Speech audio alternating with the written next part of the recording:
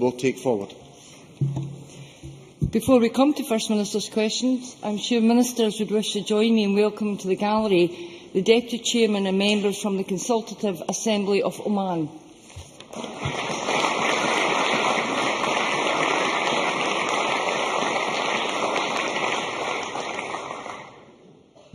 Question number 1, Joanne Lamont. Thank you, Presiding Officer. To ask the First Minister what engagements he has planned for the rest of the day. First Minister. Well, I'm sure the whole Chamber will want to join me in sending our warmest congratulations to Pope Francis on his election, the first ever Pope from Latin America. His election will be a great encouragement to our Catholic community, who are such an important and highly valued part of the fabric of Scotland. The Pope's first message, urging greater bonds of understanding between peoples and nations, is one that will resonate around the world, and we wish the Church well under the new leadership of Pope Francis.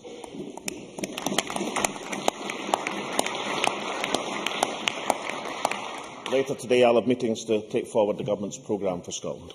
Joanne Lamont. Thank you. And of course, I join with the First Minister in welcoming the new Pope and wish him every good wish in the times ahead, and we recognise particular importance this is to the Catholic community within Scotland. Last week, a document the First Minister didn't want the people of Scotland to see revealed that what he and his ministers say in private is different from what they say in public.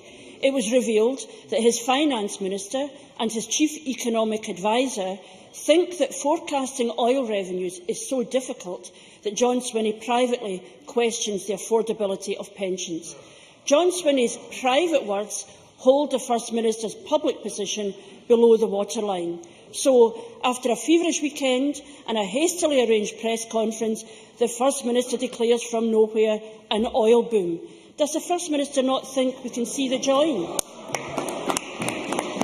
First Minister. I'm glad that Joanne Lamont thinks that the powers of the Scottish Government are such to present the detailed oil and gas outlook bulletin in the course of a weekend. Unfortunately for Joanne Lamont, she doesn't going to remember that 2 weeks ago, at this question time, I said the Scottish Government will shortly publish the first in a series of analytical bulletins on oil and gas. The new analysis demonstrates the vast potential that remains. Now, much as I would welcome the accolade that the Scottish Government are so efficient that we can produce such a serious, detailed analysis over the course of a weekend, I have to say the statement 2 weeks ago should have given people a clue, if they were listening, that the oil and gas bulletin was about to appear. But why don't we do it to the independent, impartial commentator Douglas Fraser of the BBC, who said on 12th of March, if, as his critics claim, it was conjured out of thin air as a response to last week's events, then some of the First Minister's team are not bad at magic. Joanne Lamont. Our problem is that we listen too often, but we never hear an answer to the serious questions, that his own document challenges us with. You say one thing in private, you say something else in public, and whatever you said on Monday doesn't address that problem. Monday's oil boom drowned the credibility of his Chief Economic Advisor, Crawford Beveridge, and his Finance Minister. So let's move on to another of his advisers, Professor John Kay. He says, and I quote, that Scotland should be ready to adopt an independent currency. Professor Kay also said a new currency would have to be done quickly, or people could move their money out of Scotland before it is launched. Does the First Minister agree with this adviser, or will he now rule out a separate Scotland having its own currency? First Minister. I think that in the first answer, from which we are quickly moving on, did we notice? Pointed out that 2 weeks ago I told this chamber that the oil and gas bulletin was about to be published.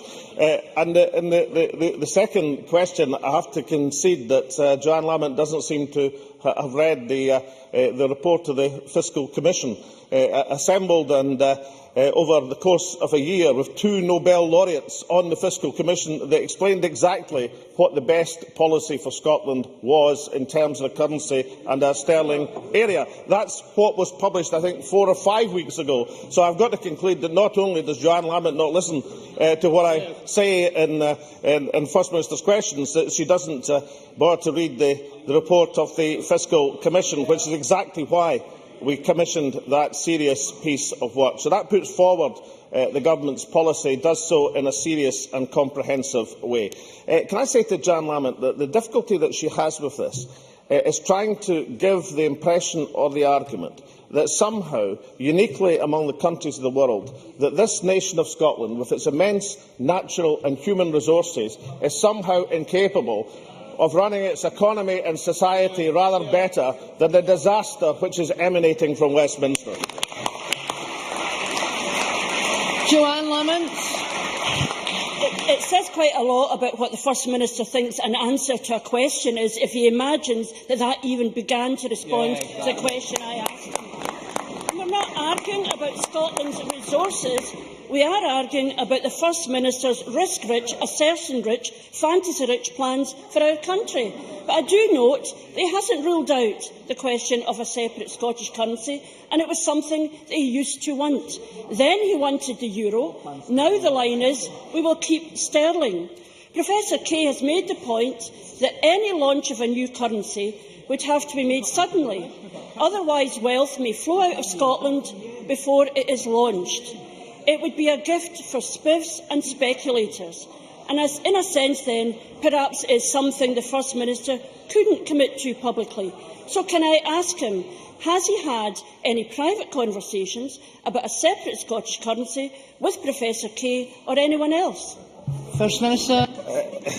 I have had conversations with a range of people, including the Fiscal Commission, who come up with what they believe is the best policy for Scotland, which is the policy of this government and has been for some considerable time. Now, Joanne Lamont says that we have changed our policy over the years. Yes, I can remember someone called, what was his name again? He was Shadow Secretary of State for Scotland, Alistair Darling, in the Commons, telling people that not joining the euro would impose extraordinary costs on the economy. I can remember Tony Blair saying it was time to join the euro. I can even remember Kenneth Clarke arguing forward to the euro. I can remember all of these things.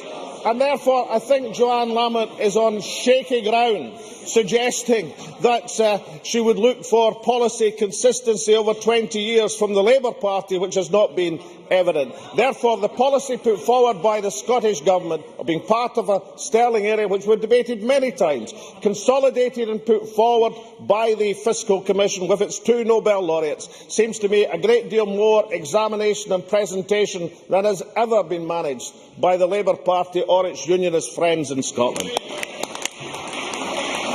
Joanne Lamont. Despite the touch of amateur dramatics about that, he still didn't answer the question. Now, and I have to say, we know that Alex Salmond is known for his insults, but the problem is, this is worse, he is insulting the intelligence of the people of Scotland. So let me get this right. In private, the First Minister and his colleagues question whether there will be a state pension, and in public, he can't tell pensioners. Order. They obviously still haven't read the document that was leaked to the rest of us. In private, the First Minister and his colleagues question whether there will be a state pension, and in public, he can't tell pensioners. In public, he can't tell pensioners what currency it would be paid in if it exists. The First Minister asserts. Order. The First Minister asserts we could keep sterling, but what would he do if the deal on offer from the Bank of England was unacceptable? What would he do if the fiscal constraints were too tight? What would he do if there were strings imposed by London? Would he go for a separate Scottish currency? Order! Order! We will hear the member. Order! Ms Sturgeon. No one else gets it. It is astonishing that being asked serious questions, asking serious questions creates the degree of derision amongst the backbenchers, because of course, we know that they are never allowed to ask any of these questions to their own front bench. Even if, in their heart of hearts, they know that their own front bench are incapable of answering them. So, would the First Minister go for a separate Scottish currency or then join the euro? His own advisers say he would need a plan B, and we are entitled to know what it is. Absolutely. He must have one in private. It's time he made it public. First Minister. I think the difference with Joanne Lamont is she doesn't have a plan A, never mind a plan B. But the reason for the hilarity about the strings pulled from London, can I say just seriously to Joanne Lamont that I suspect the reason she voted for the Iraq war is because the strings were being pulled from London and the Labour Party. We are in favour of Scotland continuing in a sterling area, and we set out the reasons for that in the Fiscal Commission report, which by any estimation is a huge and serious piece of analysis. That is the third time I have answered Joanne Lamont's question. But the key point she makes, and the scaremongering attack, is about pensions. Can I point out two things to Joanne Lamont? One is that Scotland currently spends less on social protection as part of our total national product than the UK as a whole. In other words, we are better able to afford welfare than pensions in the UK at the present moment. Secondly, has she no awareness as what is happening to pensions in the United Kingdom? Private sector pensions, public sector pensions, which are being seriously jeopardised and undermined by the current administration. Has she no awareness of what's happening? And thirdly, and the key point of all of this, is what other country in the world would have a unionist coalition suggesting that the immense wealth to flow from Scotland's natural resources was somehow a handicap and a problem, instead of what every other country in the world sees it as an opportunity to combine our natural resources and human resources to be used in economically successful and prosperous Scotland. Question number 2, Ruth Davidson. Thank you, Presiding Officer. May I also associate myself and the Scottish Conservative Party with the First Minister's welcome to Pope Francis, and to ask the First Minister when he will next meet the Prime Minister. First Minister. No plans in the near future. Ruth Davidson. Presiding Officer, last week we heard in the Swinney Leaks document that the Finance Secretary accepted the OBR projections that North Sea oil revenue would halve in 5 years. The First Minister's response, although he denies that he moved up or rushed out in any way, was a fantasy report, barely 6 pages long, asserting a new oil boom in Scotland. The smoke and mirrors of this report was compounded by taking an average of 4 cherry-picked examples and conveniently leaving the OBR's respected projection to one side. The First Minister mentioned just a few moments ago his own Fiscal Commission with its 2 Nobel laureates on it. Well, that same commission warned that the Scottish Government should plan budgets on a cautious estimate for oil revenues. So can the First Minister tell us why, against his own experts' advice, against his own Finance Secretary's acknowledgement, he has ignored the, and I quote, unchallenged, independent, more cautious estimate? First Minister. Well, we haven't, and I'm sorry Ruth Davidson didn't just accept what Joanne Lamont refused to accept, that the Oil and Gas Bulletin had been in preparation for some considerable time, as the evidence indicates. She claims that we put forward an ambitious estimate for oil prices. That is simply not the case.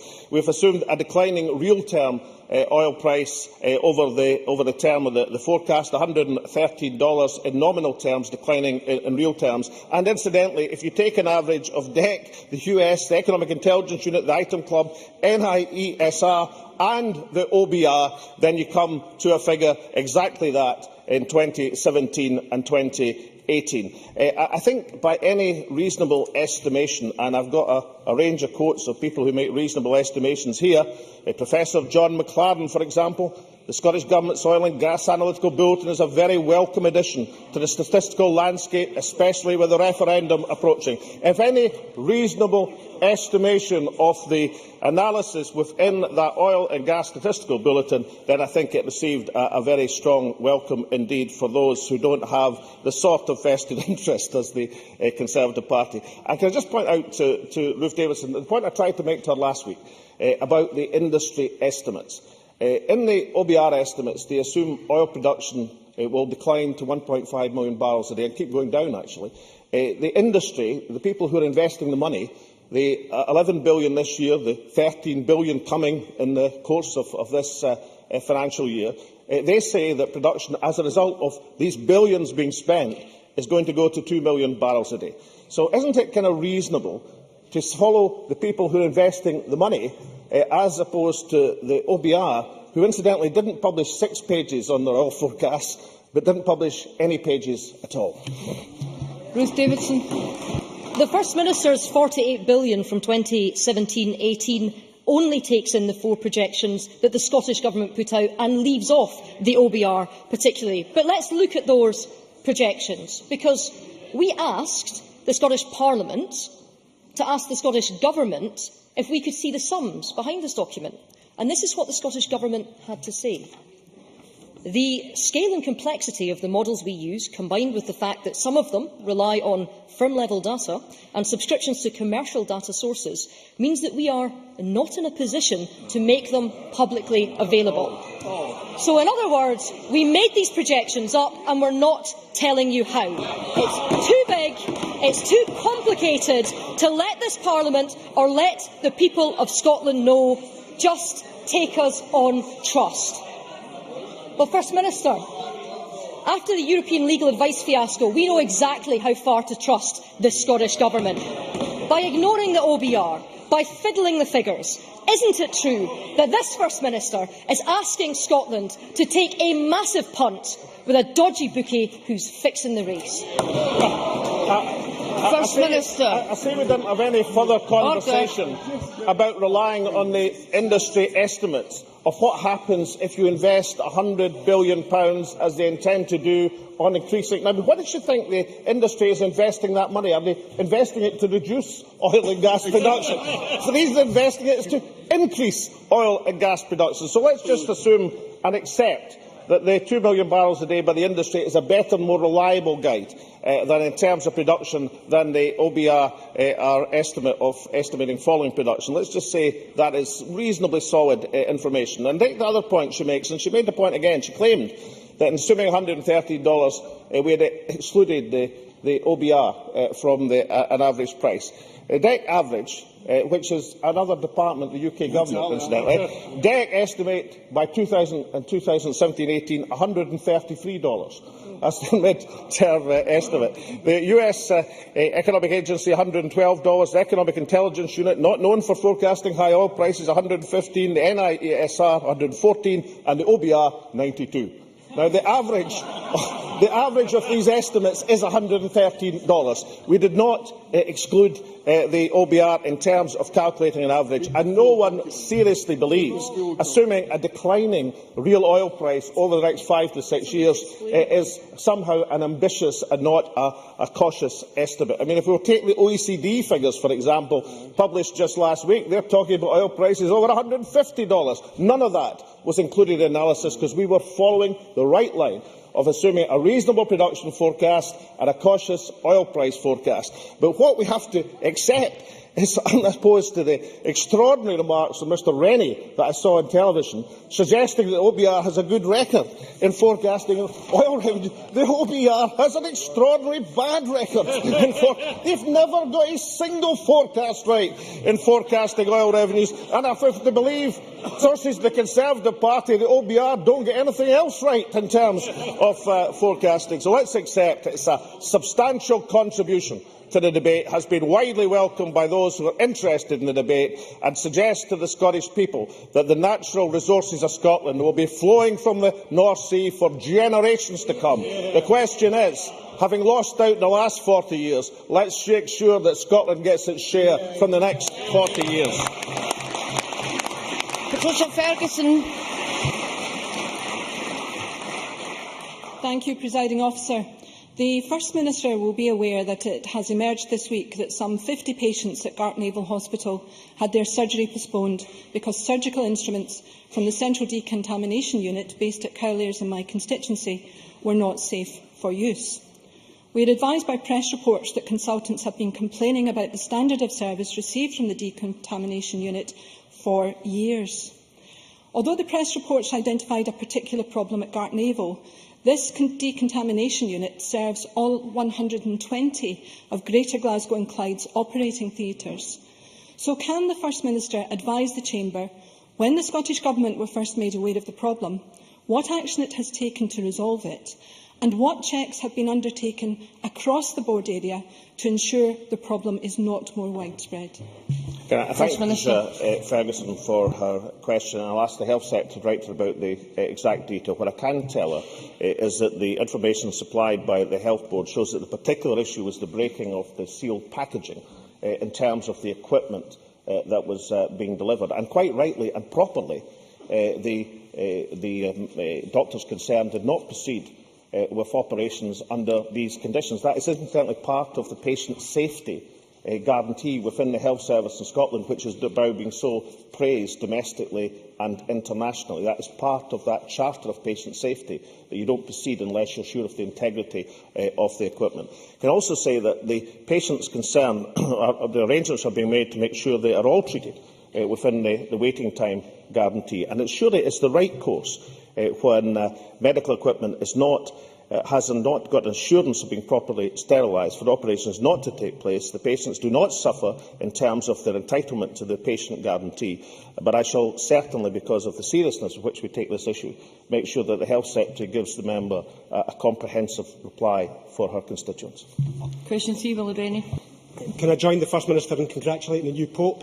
In this turbulent world, Pope Francis has a heavy burden, and I think everybody in this chamber will wish him well in his endeavours. To ask the First Minister what issues will be discussed at the next meeting of the Cabinet. Issues of importance to the people of Scotland. The First Minister will have heard that the Prime Minister is proposing to act on press regulation next week. He has ended the cross-party talks and is tabling amendments on Monday. Does he agree with the Prime Minister when he said this morning there's no point in producing a system that the press won't take part in? And can the First Minister tell me how the Scottish Government intends to respond to the Prime Minister's developments? First Minister. Well, I saw the developments just before I came into the chamber, and I was disappointed because the indications we were having yesterday was that the all-party talks had a positive air to them. As Willie Rennie knows, we are engaged in all-party talks and discussions ourselves. We have a further meeting this afternoon with the press themselves, and I think we'll be able to take account of recent developments and try and find a joint way forward. I think it would be hugely to be welcomed if we could find a joint way forward in this Parliament, or even if we can find if not absolute agreement on everything, then a consensus on some of the main planks of what needs to be done. And I'll certainly pursue things in that spirit, and I know Willie Rennie will as well. Willie Rennie. Yes, he's right. We will work constructively. And I'm disappointed too by the Prime Minister's actions this morning. The First Minister's expert group is currently considering how Scotland should implement Leveson. Can you tell me whether there's any prospect that he can bring forward the report of that group so that it can influence the decisions that might be made in Westminster next week? First Minister. Well, the report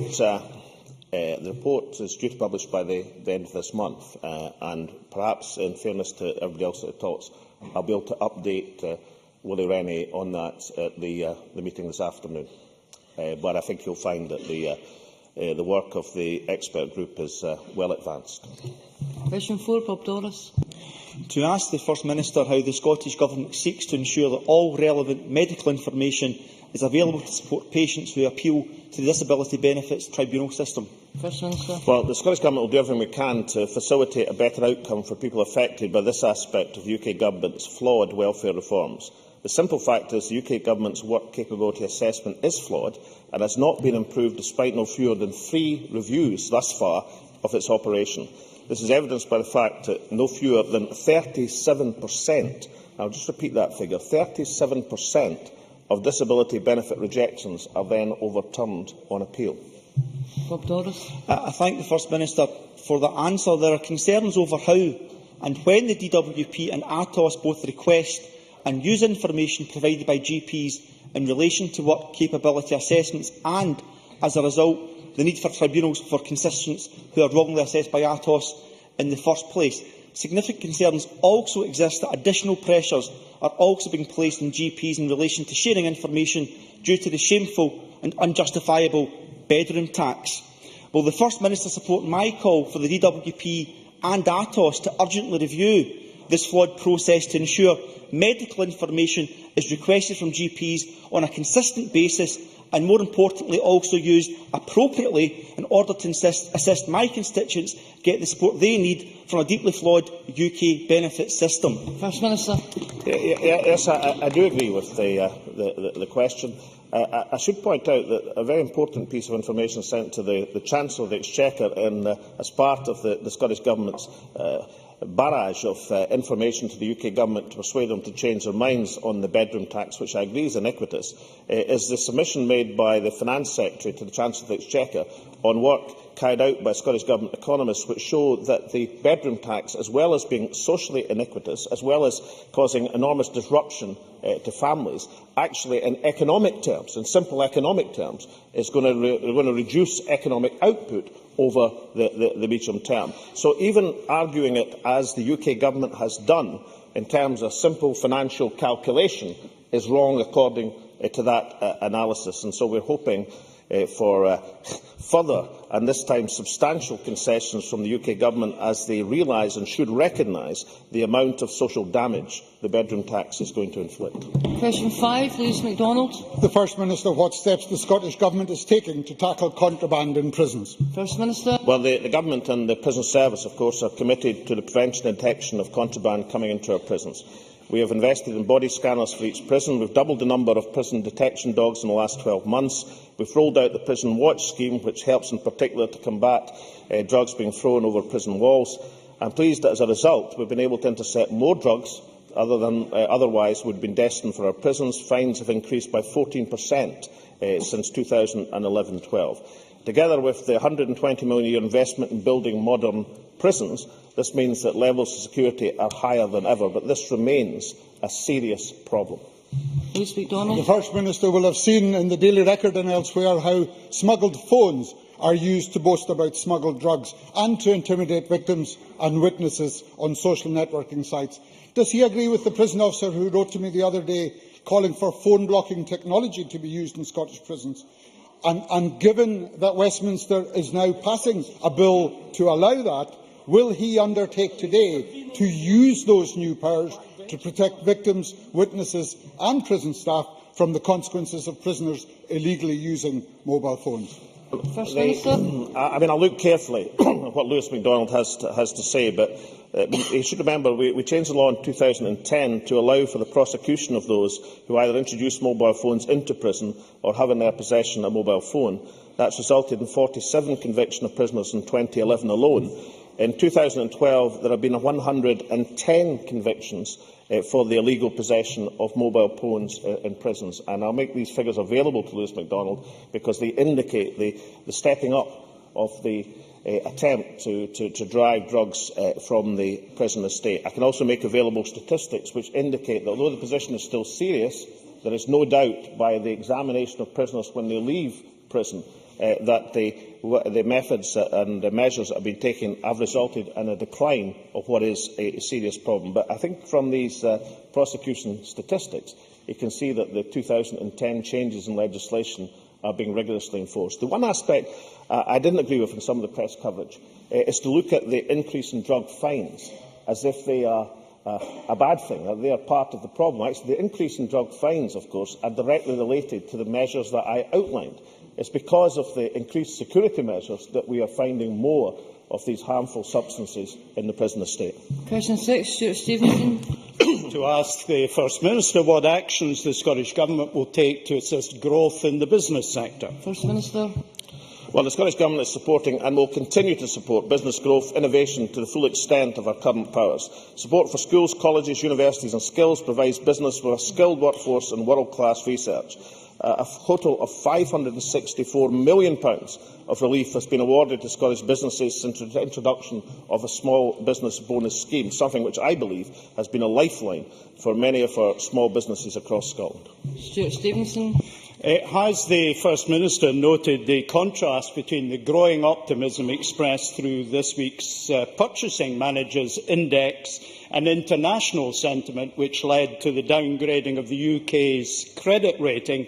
And can he indicate what this and the recent JERS report may have to tell us about future prospects for Scotland now and after independence? First Minister. Well, I think we can confidently assume that the initials 3A will never be used by the Bitter Together campaign for some substantial time to come. Yes, the Purchase Managers Index is a helpful and welcome sign of economic recovery in Scotland, but let's be serious. There are still serious problems across the economy, and that's why it is so important that next week focuses the mind and attention of the Chancellor of the Exchequer in following the consistent advice not just from this Government but from the Welsh Administration and the Northern Irish Administration to bring the investment, particularly capital investment, that this economy so badly needs to bring us out of the present economic conditions. And now that one bit of the Tory Liberal coalition are, well, I was going to be nasty, but I won't. Some sinners repenteth. It's what we have to say to the calls for increased capital investment have been made by members of the coalition. Just let's hope that they can carry their Tory members with them in terms of the budget next week, and let's look for serious investment to get out of economic recession.